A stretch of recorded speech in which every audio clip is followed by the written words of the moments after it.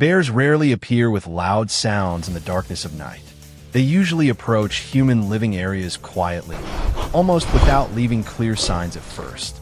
The first clues are often large footprints pressed deep into the damp soil behind houses, slightly shifted trash can lids, or long scratch marks on wooden food storage doors. These signs appear sporadically, enough to notice, but not enough to trigger immediate caution. Owners often dismiss them, assuming it was just a passing visit. This complacency allows the danger to develop silently.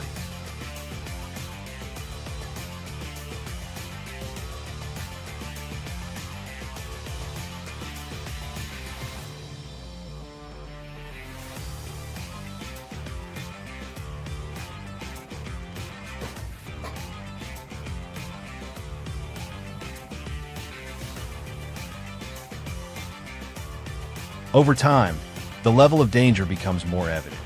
Bears no longer appear only at the edges of the area, but move deeper into human living spaces. They approach livestock pens, food storage areas, and the backyards of houses. The frequency of appearances increases each night, instead of remaining occasional. Under sensor lights, they still move slowly, but no longer keep a safe distance. Familiarity with the environment makes their behavior more bold.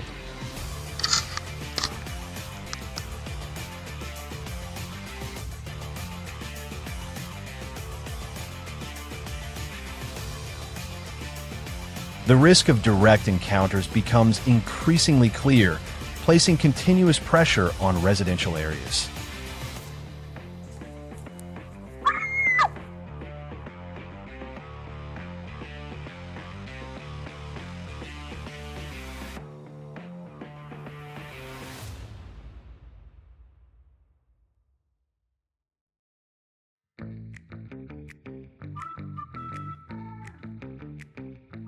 The appearances are no longer random. Bears begin to memorize exact location, food is available, and follow fixed routes. Each return occurs at nearly the same time, forming a stable cycle. Deterrent measures gradually lose effectiveness and are no longer sufficient to prevent them from coming back. The atmosphere becomes increasingly tense as signs of activity grow denser each night. It becomes clear that this is not a temporary phenomenon, but a repeated pattern forming a long-term threat.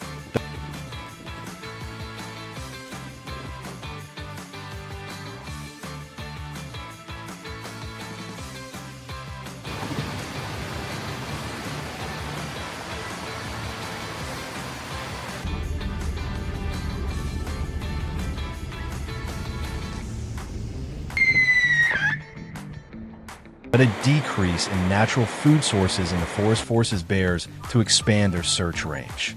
At the same time, residential areas provide more easily accessible food, such as waste, crops, and livestock feed. Their highly sensitive sense of smell allows them to detect odors from long distances and identify resource-rich locations.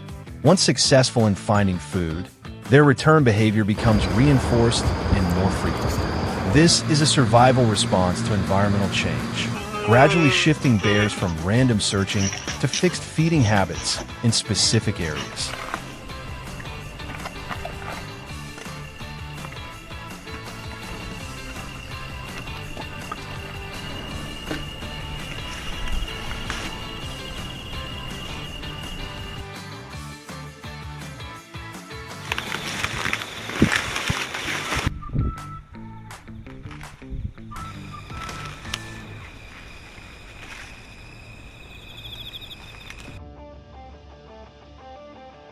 Observation is conducted over many consecutive days to accurately determine bear behavior.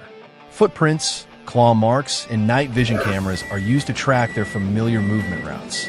Areas with high appearance frequency are mapped and evaluated in detail. Based on this data, trap locations are selected with precision rather than randomly.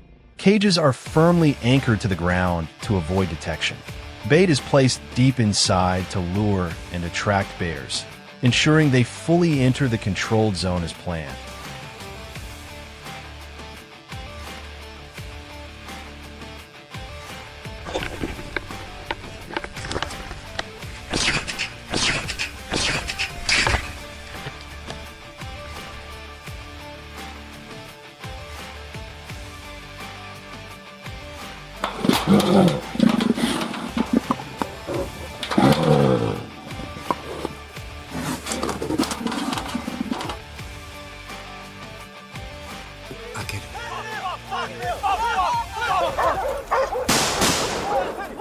The bear returns along its familiar route in the darkness of night.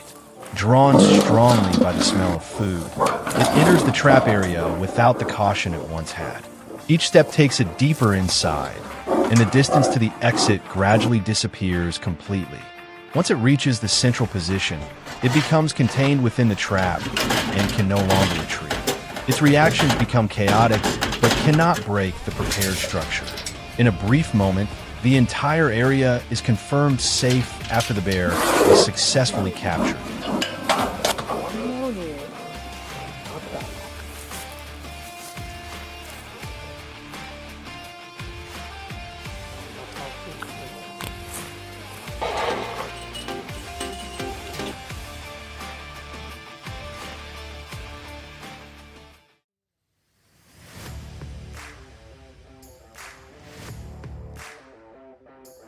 After the situation is brought under control, the area gradually stabilizes again. However, the risk may return if food sources are not completely removed. Control depends not only on traps, but also on environmental management. When living conditions change, behavior changes accordingly. Maintaining a safe distance between humans and wildlife is essential to reduce long-term risks and preserve ecological balance.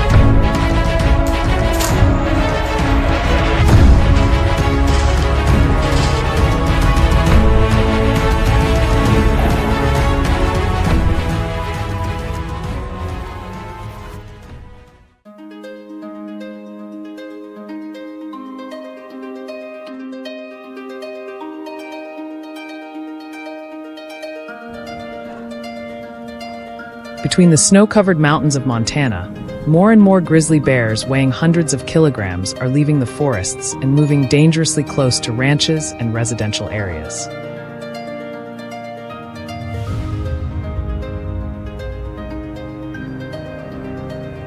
They tear apart food storage sheds, flip over garbage bins, and leave massive footprints right outside people's homes.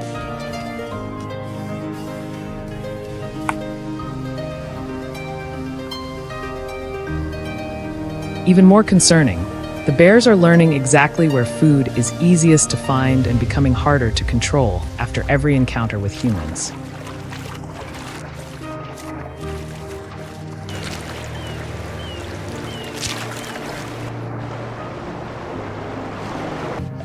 Montana has long been an ideal habitat for both black bears and grizzlies.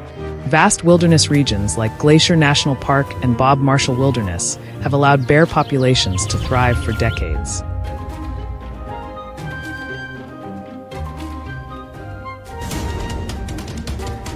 With their incredible adaptability, bears can find food almost anywhere, from berries and fish to livestock feed near residential areas.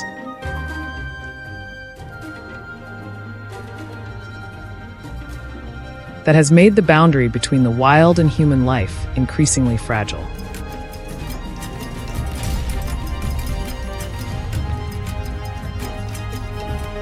In areas where bears repeatedly return, wildlife control teams can't simply respond to incidents one by one.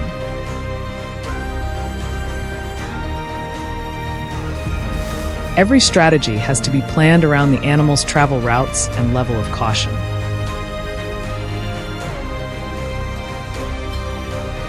One of the most common methods is using large steel cage traps placed in locations where bears have been spotted multiple times.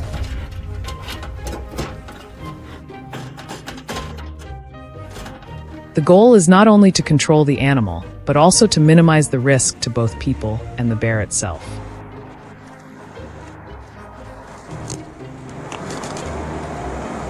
The most important factor is not the size of the trap, but the precision of the location.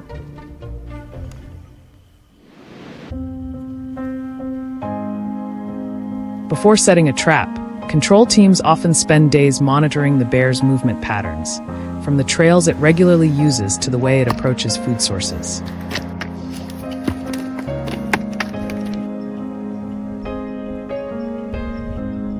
Even a small mistake can ruin the entire operation, because bears are extremely sensitive to unusual changes in their environment.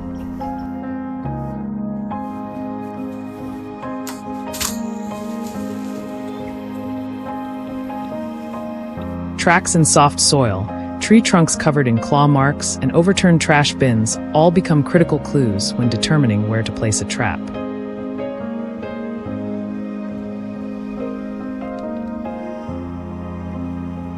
Trails repeatedly used over multiple nights are usually monitored the most closely.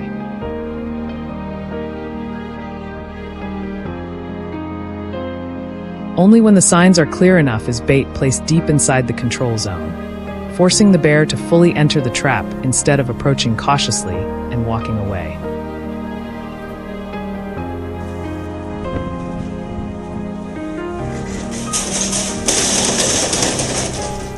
However, not every bear reacts the same way. Bears that have previously encountered humans or escaped earlier control operations often become extremely cautious.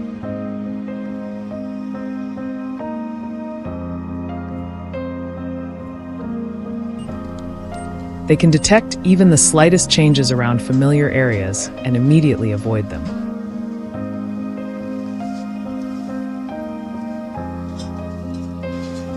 In those cases, large cage traps are no longer effective, and control teams are forced to use more discreet methods to avoid triggering suspicion.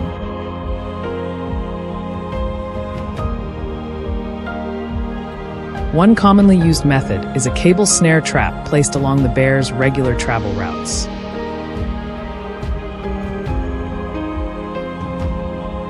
The system is carefully concealed with dirt and dry leaves, so it nearly disappears into the environment.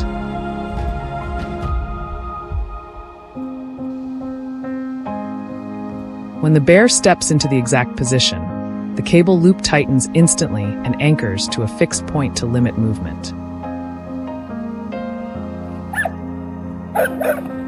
The effectiveness of this method depends heavily on field experience and the control team's ability to camouflage the setup.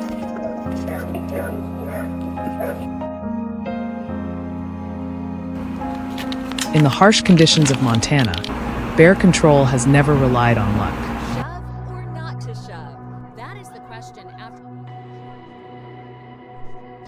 From tracking signs and identifying movement corridors to choosing the right moment for deployment, every step requires patience and days of careful observation.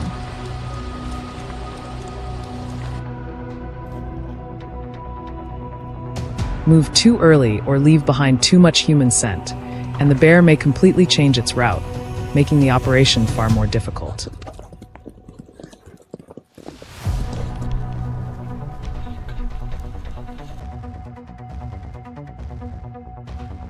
Bear hunting also demands an extremely high level of preparation.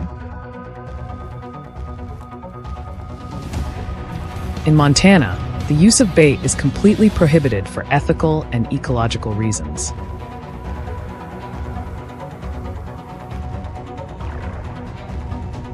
That forces hunters to rely on terrain, tracking skills, and a deep understanding of bear behavior instead of depending solely on equipment.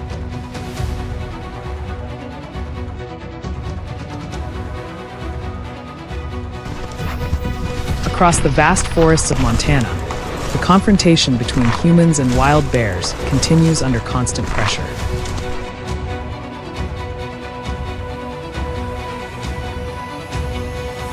It is not just a story about controlling dangerous animals, but also a long-standing challenge of balancing human life with the wilderness.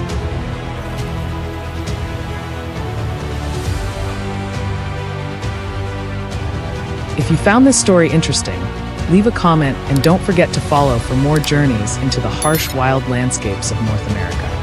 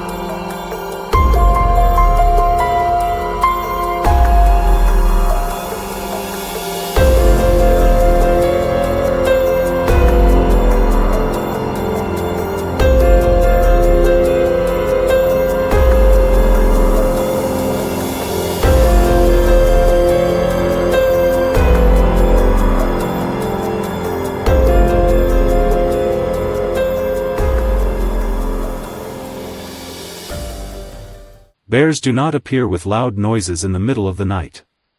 Their presence often begins with very subtle signs that are easy to overlook without careful observation. A large footprint pressed deep behind the house. A trash can lid slightly displaced. Long scratch marks across a wooden door. All are enough to notice, but not enough to cause immediate concern. The farm owner sees these signs but chooses to ignore them, reassuring himself that it was just a passing visit. Perhaps the bear will not return. The prolonged silence allows the risk to quietly grow without being recognized.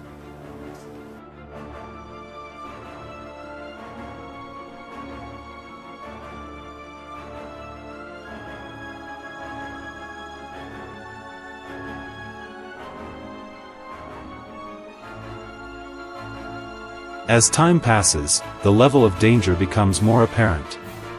The bear no longer stays at the edge of the area but moves closer into human living spaces. Its range expands from the backland to areas near livestock pens and food storage. The frequency of appearances increases night after night. Under motion sensor lights, the bear moves slowly but no longer keeps its distance as before. Familiarity makes it less reactive to the surroundings. When wildlife begins to adapt to human presence, the risk of direct encounters becomes clearer and harder to control.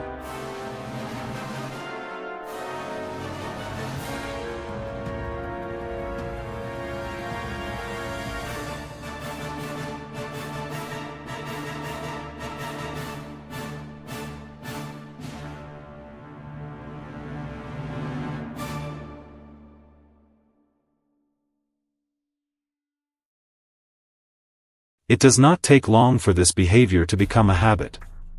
The bear begins returning along fixed routes, repeating almost the exact time and location where food was previously found. These visits are no longer random but follow a clear pattern. As the signs repeat consistently, trap deployment begins. The bear approaches the familiar area, gradually moving toward the bait without recognizing the risk. The distance to the trap door narrows. Tension builds as each step may determine the outcome. The moment of activation is approaching.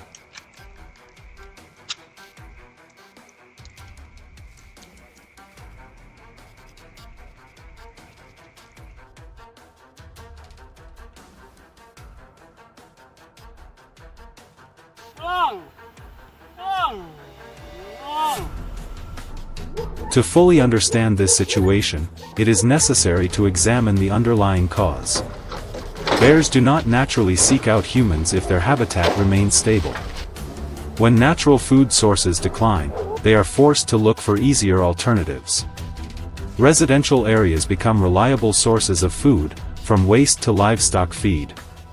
A keen sense of smell allows bears to detect food from long distances. Once they successfully access it, they remember the location and return. This behavior is not random but a survival response to environmental change.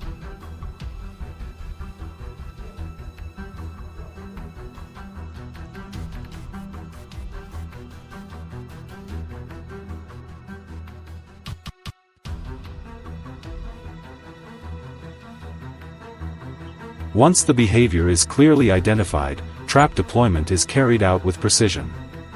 The trap is placed directly along the bear's familiar travel route. The cage is firmly secured to the ground to prevent movement. The interior space is wide enough for the bear to enter naturally without suspicion. Bait is placed deep inside to ensure the bear fully steps in. When the bear reaches the correct position, the closing mechanism is triggered. The trap door shuts quickly, leaving no gap. Everything happens within a very short moment.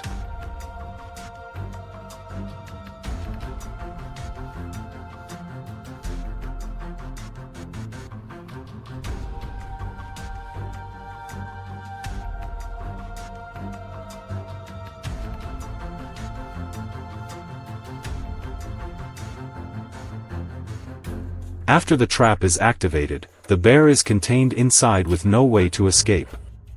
The surrounding area is quickly secured to ensure safety. Further handling is carried out according to established procedures to minimize risk.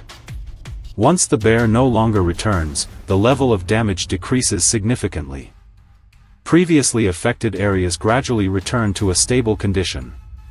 However, a successful capture does not mean the risk is completely eliminated. If conditions remain unchanged, similar behavior may occur with other individuals.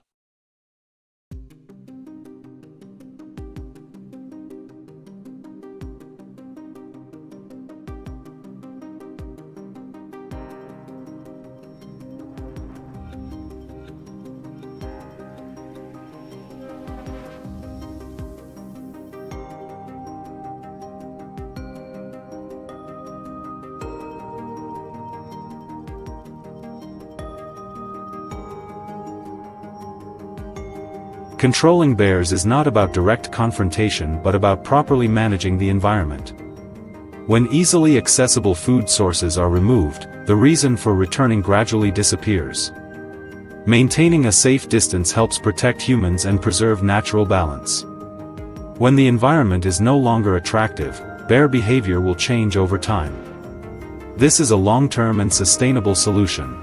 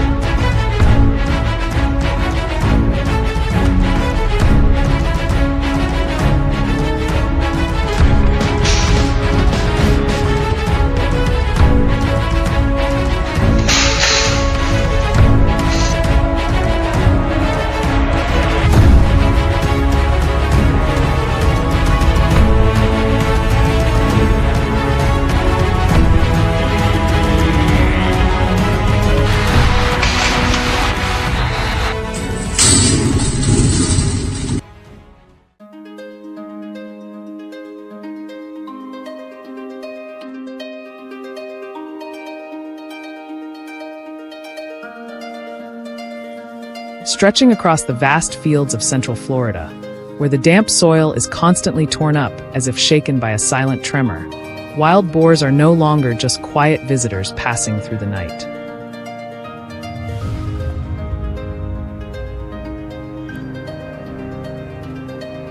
They appear in dense numbers, moving in organized groups, leaving behind trails of destruction that carve through the like invisible cuts.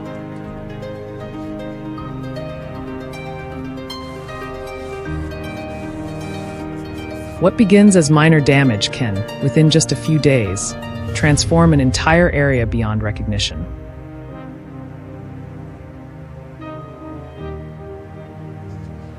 The real concern is not the strength of individual animals, but how the entire group operates as a structured system, repetitive, precise, and increasingly unpredictable over time.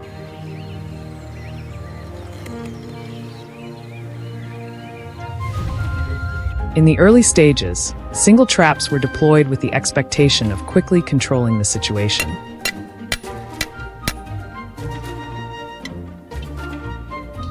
The objective was clear: remove individuals to reduce pressure. However, reality unfolded very differently. Each time one animal was captured, the rest of the group did not return as expected.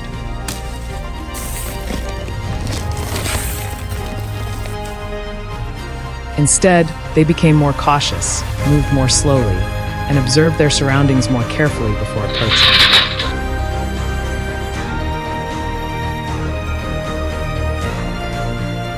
These small traps, rather than solving the problem, unintentionally forced the entire group to upgrade its survival instincts.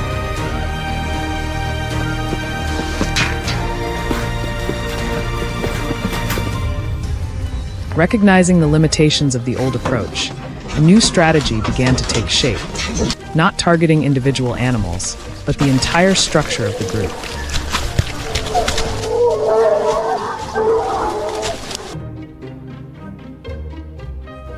Large-scale trapping systems were designed as open spaces, with steel posts forming a wide circular perimeter that was not immediately enclosed.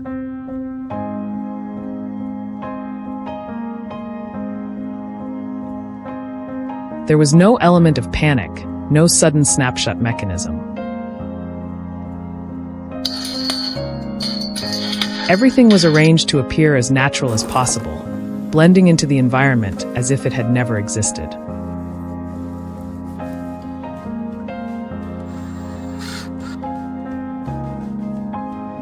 The most critical phase is not when the trap is activated, but the period leading up to it. Bait is placed outside the area, then gradually moved deeper inside over several days.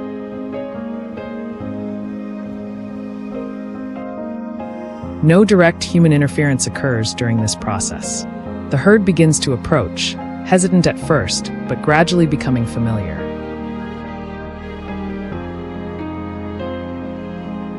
They enter and exit repeatedly, testing, retreating, then returning. Over time, the boundary between safety and danger begins to fade.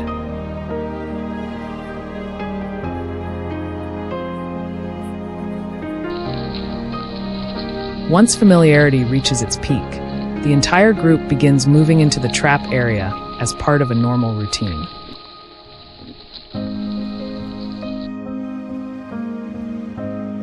This is when the human element returns, but not through rushed action.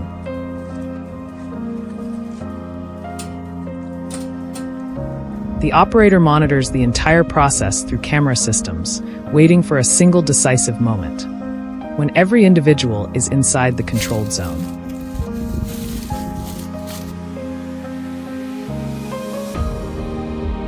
No one remains outside. No hesitation remains. Only then is the decision made.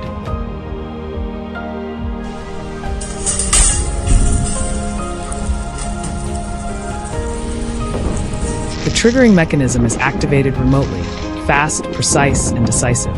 A large gate closes, leaving no gap for escape.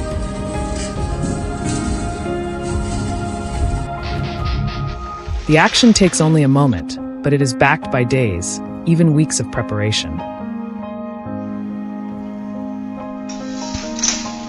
Trigger too early, and part of the group escapes and learns. Too late, and the opportunity may disappear entirely. This is not a race of speed, but a test of behavioral understanding.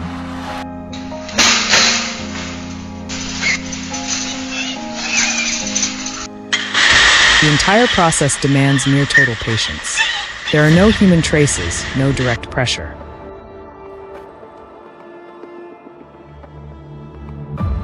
The environment remains untouched, as if no intervention has ever occurred.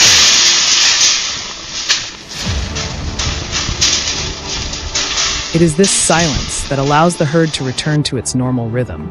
Except this time, everything unfolds within a carefully calculated structure.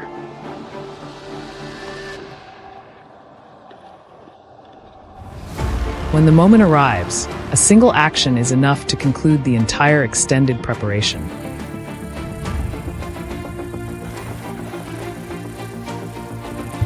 The result is not measured solely by the number of animals controlled, but by the complete disruption of the group's movement system.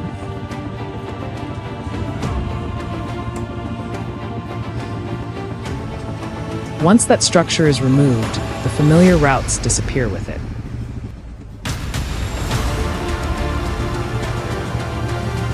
Pressure on agricultural areas decreases significantly, not because each individual is removed, but because the collective behavior has been broken.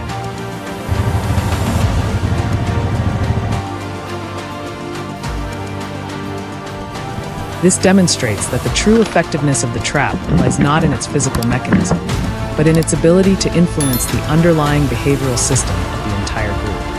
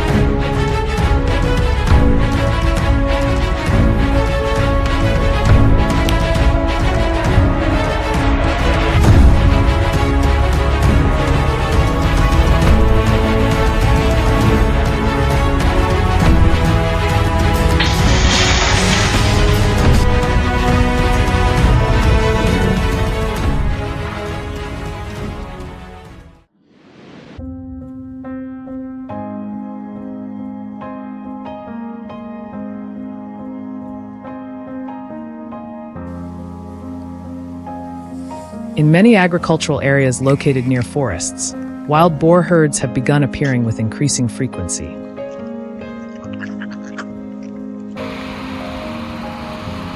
They repeatedly move across open land and along the edges of fields.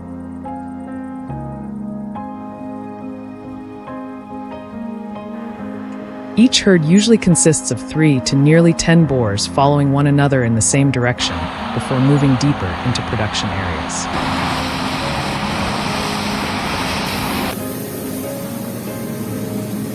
Residents witness the herds crossing fields before quickly scattering into different locations.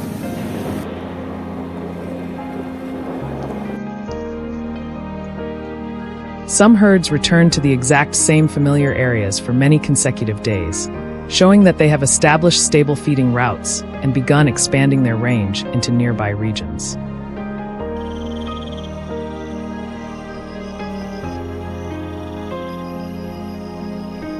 Not long afterward, the extent of the damage became clearly visible across large areas.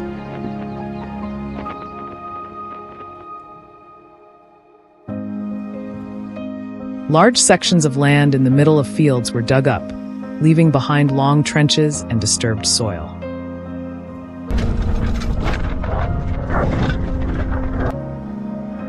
Numerous crop rows were trampled, and many areas became almost impossible to restore immediately afterward.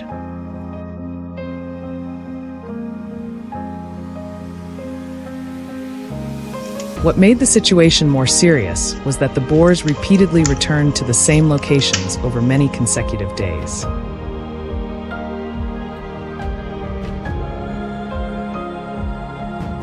In areas near residential zones, lawns and gardens were also heavily torn up after each time the herds passed through.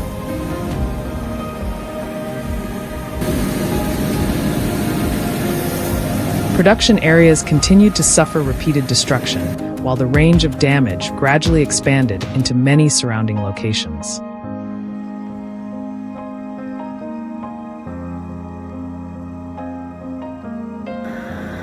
After identifying the areas most frequently used by the herds, trap systems began being deployed directly along the main movement routes.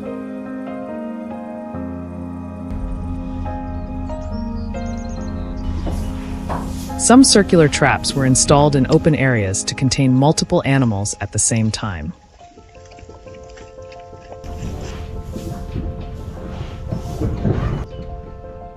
In addition, rectangular traps were placed along narrow pathways between open ground and crop fields.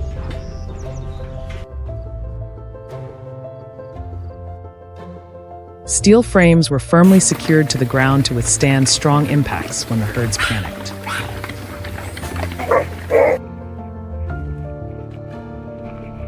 Trap doors were positioned in the direction of the boar's familiar movement routes to make entry appear more natural.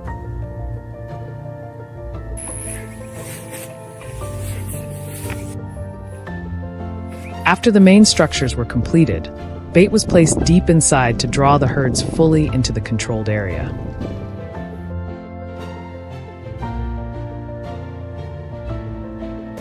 While the trap systems remained in position, survey activities continued constantly to monitor the movement patterns of the herds.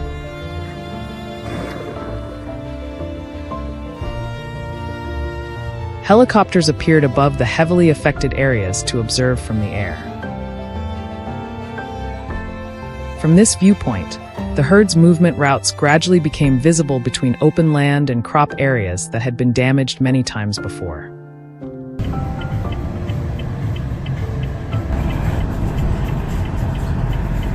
The monitoring teams continued checking footprints, feeding grounds, and the paths most frequently used by the herds.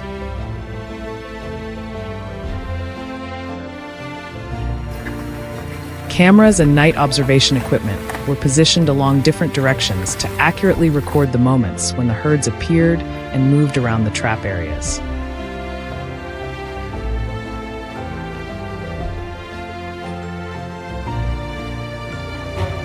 During the following nights, the entire area surrounding the traps was continuously monitored using cameras and night observation devices.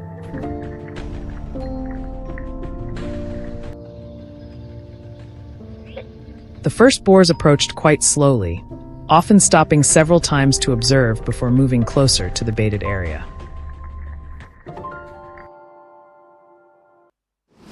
They circled around the edges of the traps for a short time before finally stepping inside.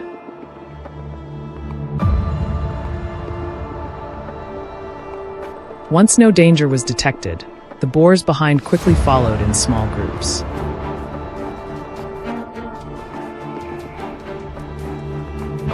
The number of animals inside the traps gradually increased after each wave of movement.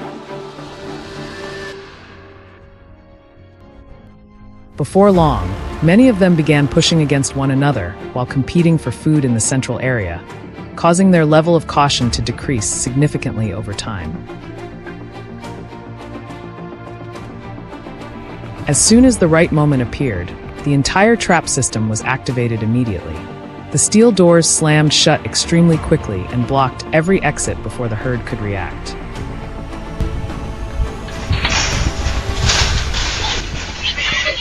Only seconds later, the entire area became chaotic as the trapped boars rushed in different directions trying to escape. Some slammed hard into the steel frames, but still could not break through the structures that had been firmly secured beforehand.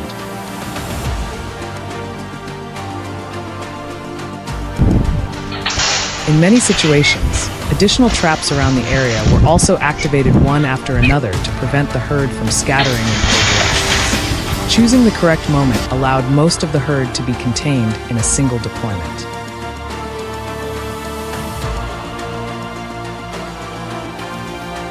After the control operation was completed, the boars were kept stable inside the system before being transported away from the area.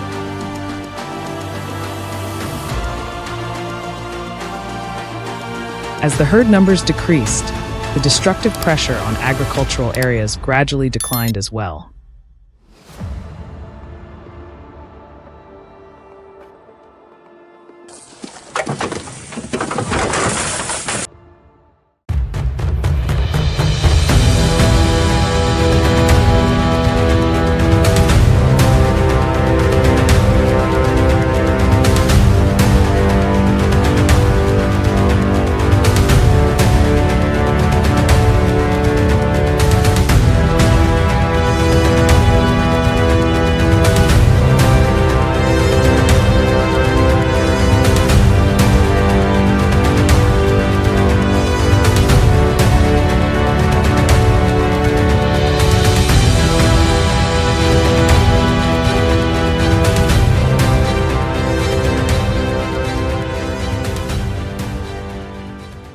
If wild boars stormed into your farm every night and destroyed your crops, what would you do to stop them?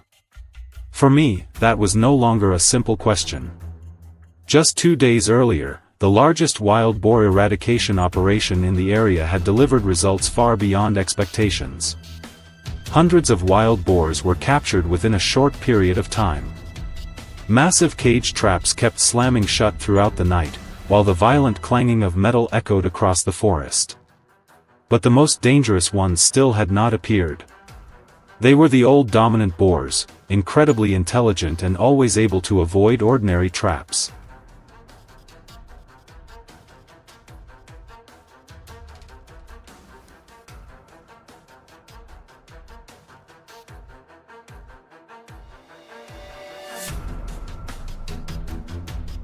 I understood clearly that if they were allowed to survive, the entire herd would quickly return.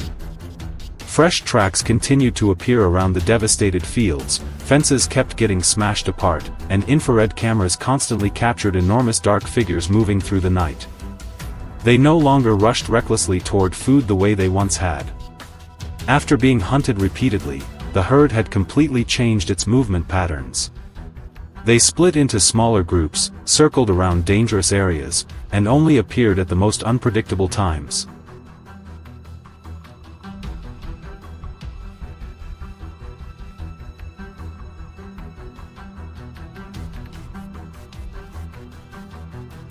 That was why I decided to change the entire plan. Instead of placing only a few isolated traps, this time the entire forest would be surrounded with multiple trap locations. The first trap was set right along the forest edge, where a narrow trail filled with fresh tracks was still deeply pressed into the damp ground.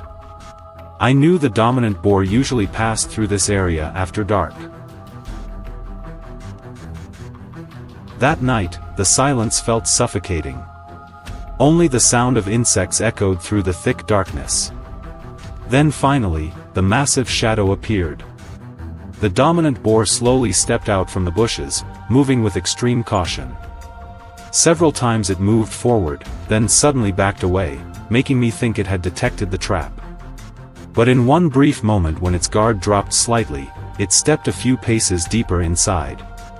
Instantly, the steel door slammed shut with a deafening crash that echoed across the forest. The boar reacted violently almost immediately. It rammed into the metal bars with tremendous force, causing the entire cage to shake violently. The impact echoed through the darkness, making it feel as though the trap could burst apart at any second. But this time, everything had been reinforced far more heavily than before.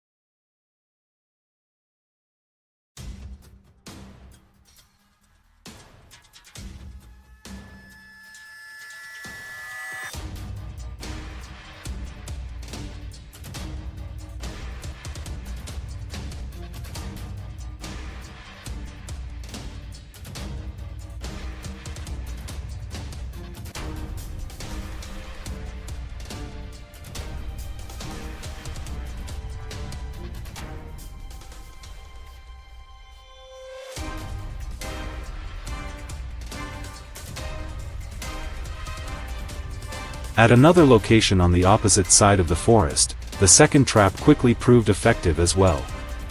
2 wild boars appeared at the same time, moving cautiously around the baited area. They constantly sniffed the air and circled the trap several times before finally deciding to step inside. Then only seconds later, the door slammed shut decisively. Both animals immediately panicked, repeatedly smashing into the steel frame from every direction in a desperate attempt to escape. But every exit had already been sealed completely shut.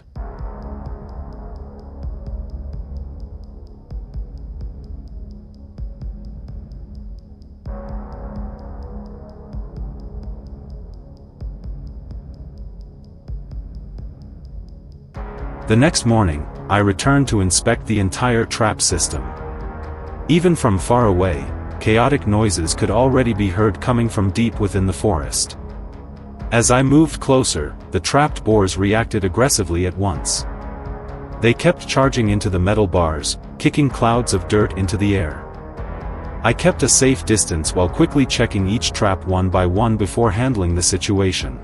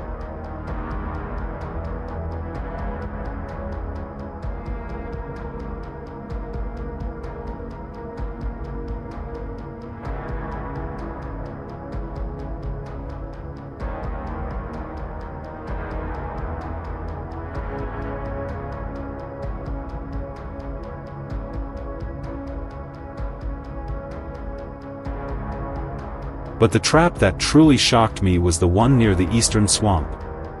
Inside was not just a few boars, but an entire herd crammed tightly together in the confined space. Massive black bodies slammed into one another and crashed violently against the metal frame, creating a scene unlike anything I had ever witnessed before. The growling, the rattling steel, and the mud being thrown everywhere made the entire scene feel more tense than ever.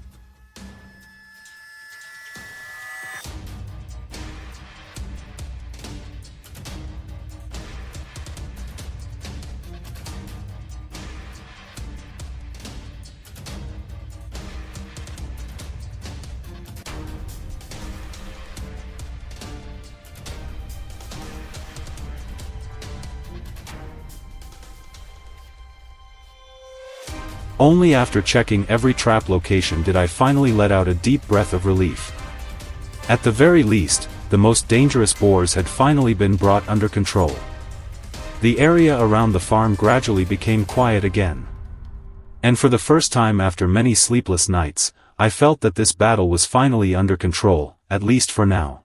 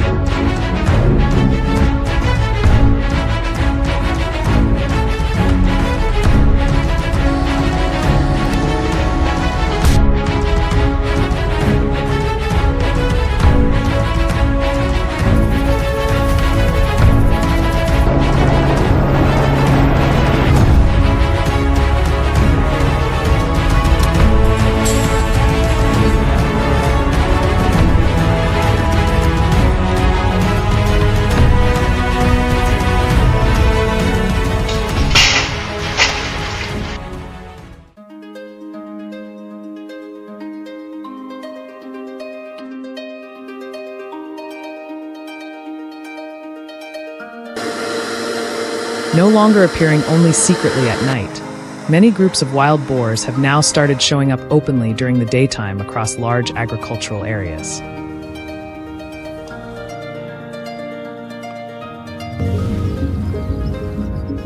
Residents constantly see groups of 3 to 10 animals crossing fields before moving deeper into areas with dense crops.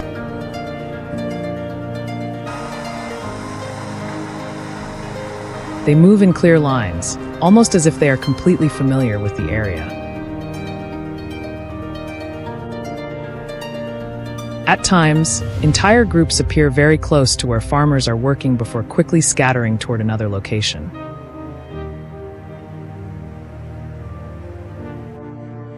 As the number of boars continues to grow, their range of activity also expands rapidly across surrounding areas.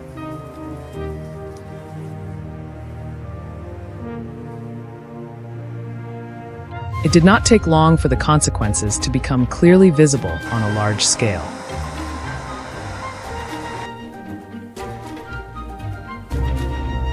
Many sections of land were torn up as if they had been plowed by heavy machinery.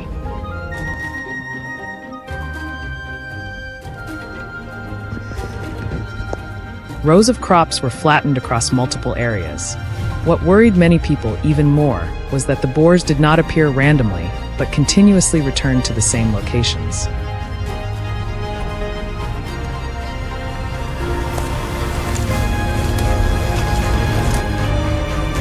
Some fences were bent or knocked out of place after the groups charged through them. Residents tried using lights, loud noises, and many other methods to drive them away, but the results did not last long.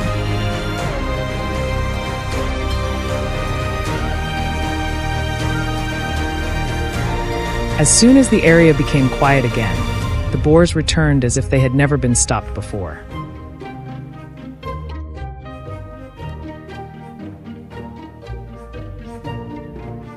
As the level of destruction increased rapidly, large-scale monitoring of the groups began.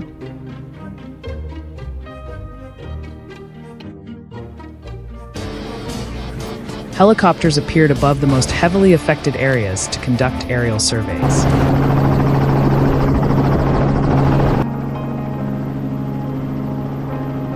From above, the movement routes of the boars became clearly visible between open ground and areas of crops that had already been damaged multiple times.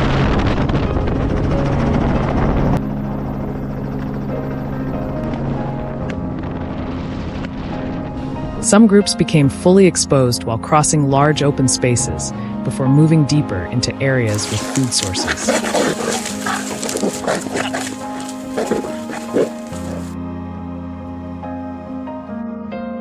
Along several major movement routes, hunters carrying bows and arrows began setting up ambushes to force the groups to move toward pre-planned areas.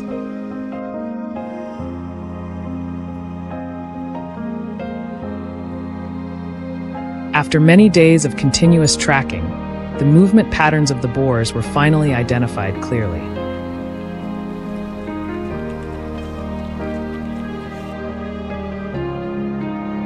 They almost always returned to the same travel corridors instead of changing locations randomly.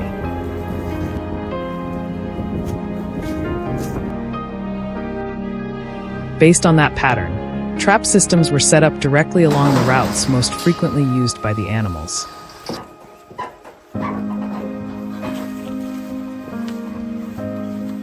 Large steel frames were firmly anchored into the ground with deep stakes in order to withstand the impact of many boars rushing in at the same time.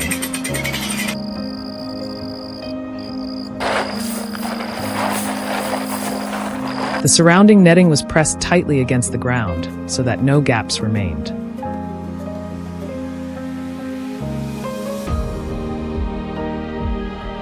After the entire structure was completed, bait was placed deep inside to draw the groups fully into the controlled area.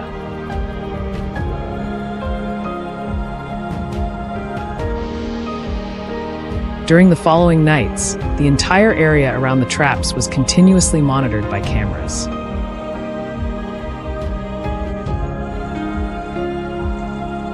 The first animals approached very slowly, repeatedly stopping to observe before moving closer to the bait area.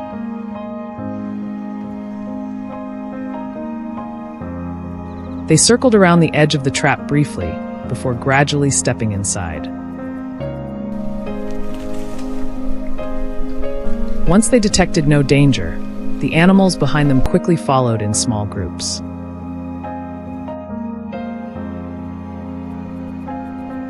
The number inside steadily increased after each movement wave.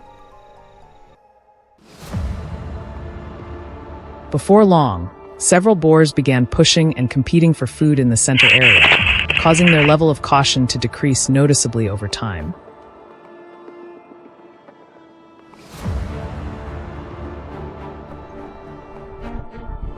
As soon as most of the group had gathered inside, the trap system was activated immediately.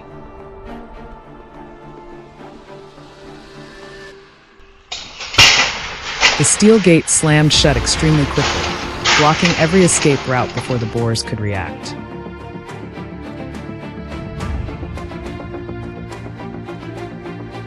Within seconds, The entire area turned chaotic as the trapped animals rushed in different directions, searching for a way out.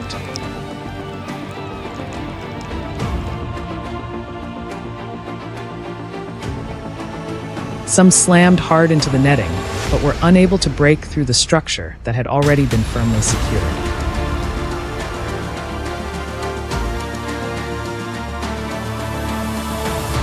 Choosing the right moment allowed most of the group to be contained in a single operation.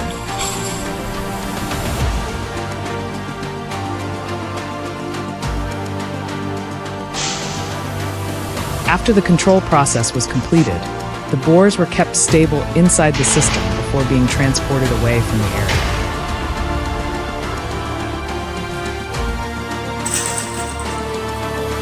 As the number of boars decreased, many agricultural areas gradually became stable again, and the level of destruction also slowly declined over time.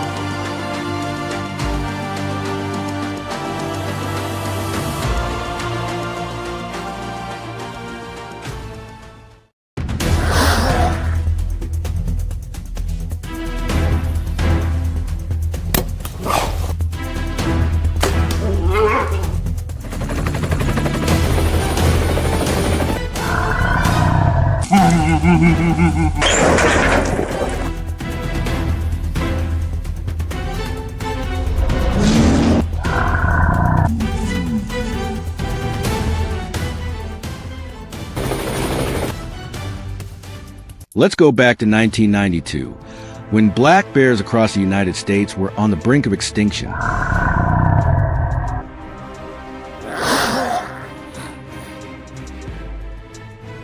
At the time, their numbers had dropped so dramatically that many biologists feared there would come a day when black bears would exist only in old photographs and fading memories.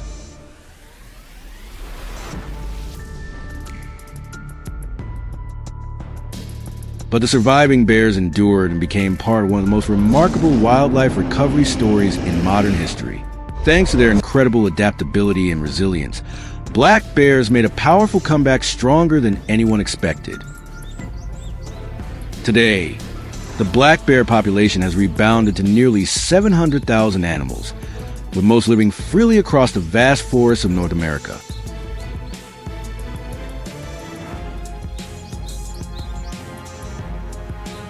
But this conservation success story has also created new challenges.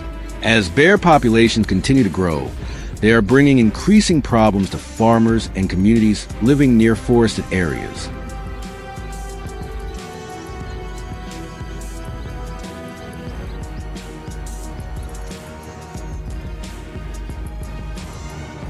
To deal with these issues, wildlife experts and hunting communities have worked together to find ways to balance conservation with population control.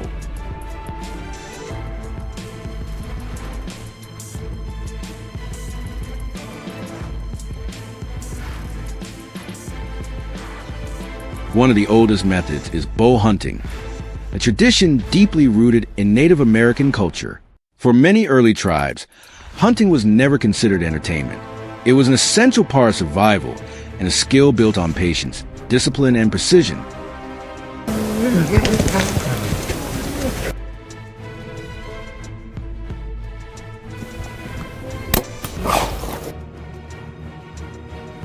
Hunters often spend days or even weeks scouting, tracking, and preparing before ever taking a shot. Understanding bear behavior and movement patterns is the key to getting close without being detected.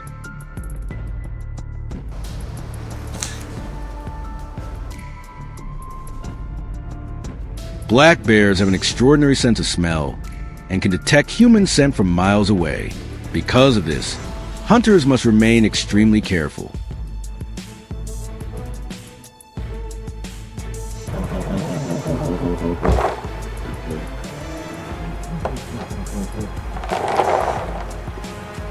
Every movement has to be controlled, and every step must serve a purpose.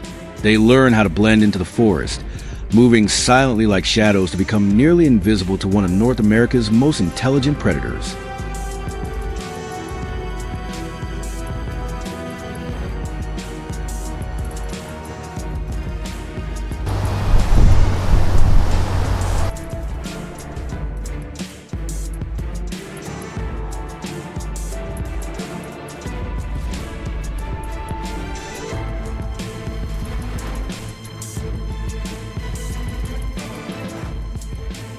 When a bear finally appears, usually within only 20 to 40 yards, every sense becomes completely focused. One small mistake can ruin weeks of preparation in an instant. Meanwhile, in many mountainous and forested regions across North America, bear cage traps have become one of the most widely used methods of population control.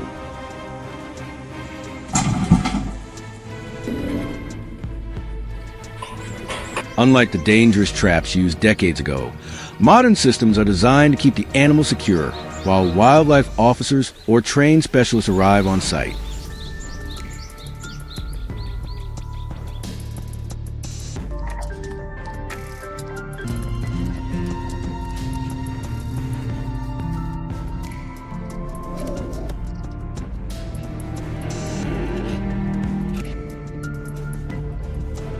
Massive steel traps are often placed deep in the woods near known bear travel areas or areas filled with claw marks, overturned rocks, and feeding signs.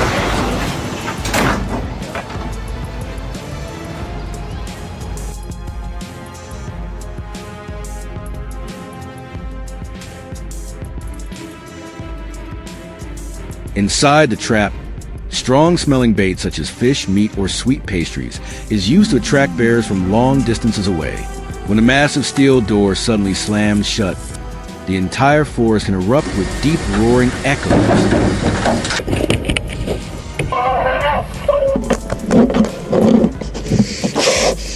But the goal is not simply to capture a single bear.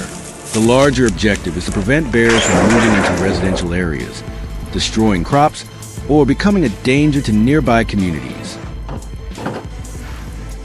Whether using traditional bows or modern cage trapping systems, the most important things remain calmness, responsibility, and respect for nature.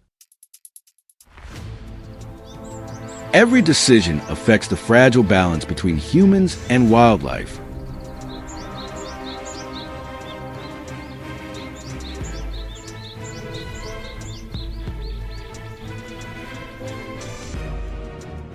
And as black bear populations continue to recover across North America, the debate over how humans should coexist with these powerful predators will likely continue for many years to come.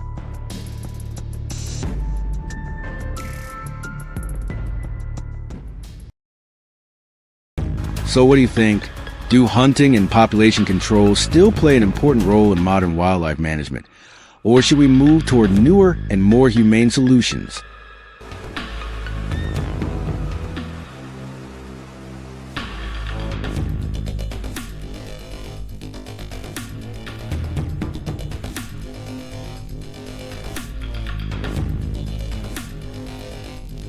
If you enjoy real stories about nature, survival, and the challenges people face in the wild, make sure to subscribe and share your thoughts in the comments below.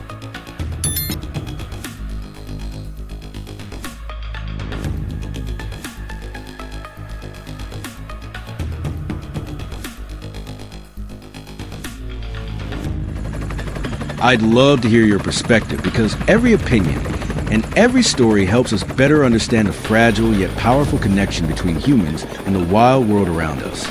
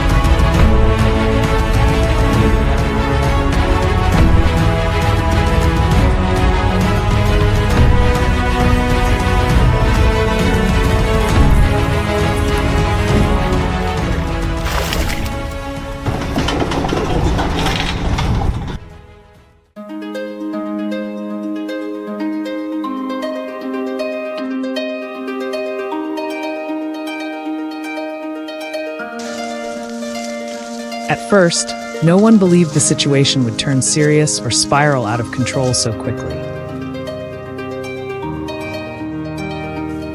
But after only a few nights, the lakeshore began to change in ways that were impossible to ignore.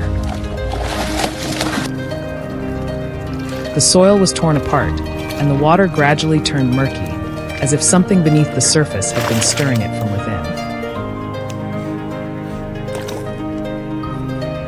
Then they appeared not as isolated individuals, but as an entire herd of wild boars pouring down like a dark flood, breaking every boundary between nature and human space.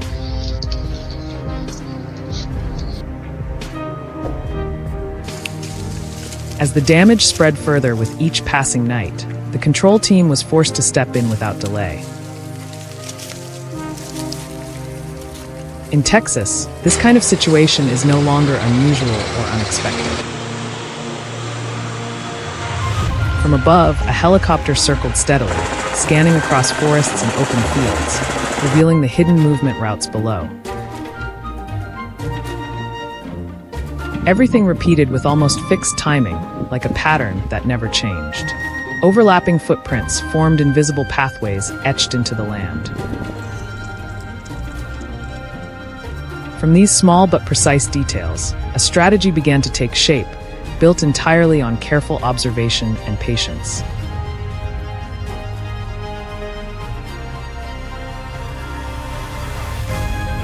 Only when the herd lost its sense of caution was the first trap finally activated. It was a smart corral system, directly connected to the control team's phones for real-time control. Everything was nearly invisible, with no noise, no disturbance, and no unusual signs. Through live camera feeds, the signal came in clearly. The entire group had gathered at the bait station. A single command was issued, and within an instant, the steel gate dropped, holding the herd in place in near silence.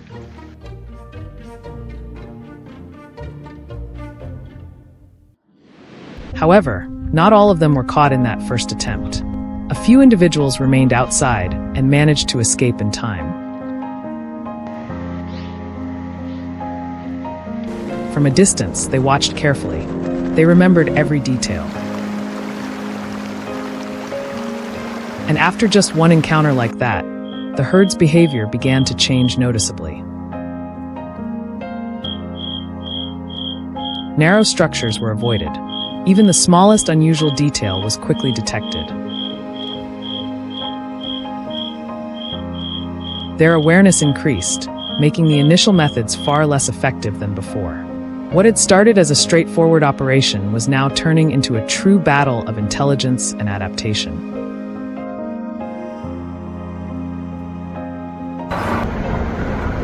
To overcome this shift, the strategy had to evolve quickly.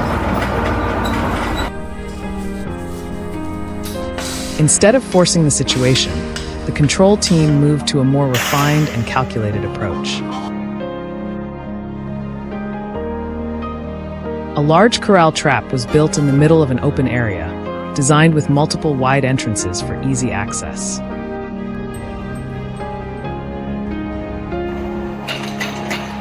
There was no roof, no sense of confinement or pressure. From the outside, it looked more like a natural feeding zone than a trap.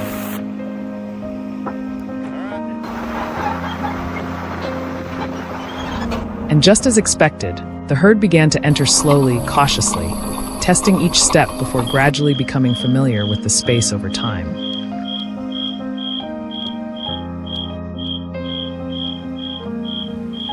The decisive moment only came when the entire herd was fully inside the structure. No signal was triggered too early, and no movement caused panic before the right time. Then, in a single instant, two massive steel gates slammed shut from opposite directions, cutting off every possible escape route. The sound of impact echoed as the boars rushed against the barriers in confusion. But the circular design absorbed the force efficiently, leaving no weak points, no gaps, and absolutely no chance of breaking through.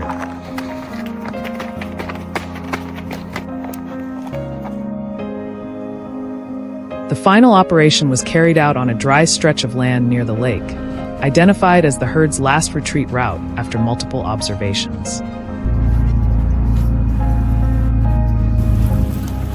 There, a massive circular trap was constructed, standing firm like a fortress against any attempt to escape. Every detail had been carefully calculated in advance. On the monitoring screens, each animal appeared one by one, moving slowly and cautiously into the controlled zone. None of them realized that the entire surrounding space had already been secured. And when the final gate dropped, everything came to an end. No more nights of destruction. No more dark waves returning to disrupt the fragile balance.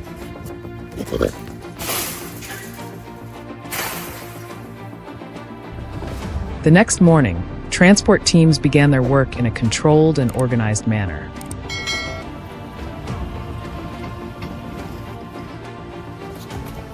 There was no rush, no aggressive handling at any point. Every step was carried out with care to minimize stress on the animals as much as possible.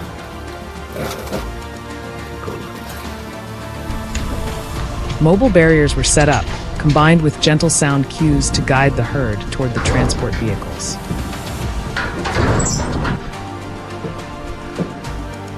From there, they were relocated to designated management areas in accordance with regulations, becoming part of a long-term and sustainable control process.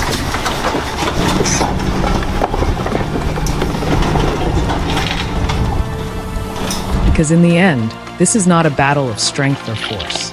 It is a battle of understanding and precision. Every trap, every activation, depends on accurately reading the behavior of the animals and anticipating their reactions.